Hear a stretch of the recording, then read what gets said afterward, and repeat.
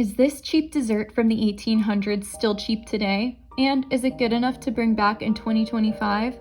I'm a pastor's wife who's constantly hosting, and in this series, I'll be testing recipes from the American Frugal Housewife book, which was published in 1833. Fall is on the way here in Montreal, so I thought we could start with a simple cake of common gingerbread. I'll post the original recipe in the comments, but I made it by rubbing some Crisco into some gluten-free flour.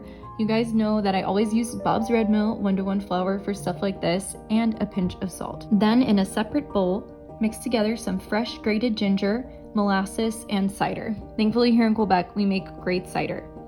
And lastly, some baking soda. Combine dry and wet and put it in the oven right away while it's still foaming in a 375-degree oven for about 35 minutes or until it's done. Okay, now, is it any good? Watch my reaction to trying this cake. So I loved the warmth of the ginger and that it wasn't too sweet, but it was pretty goopy.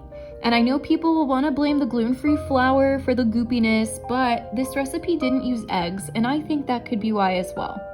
This recipe was not expensive per se, but buying a bottle of cider made the biggest dent in the total cost at $9.49 Canadian just for the cider.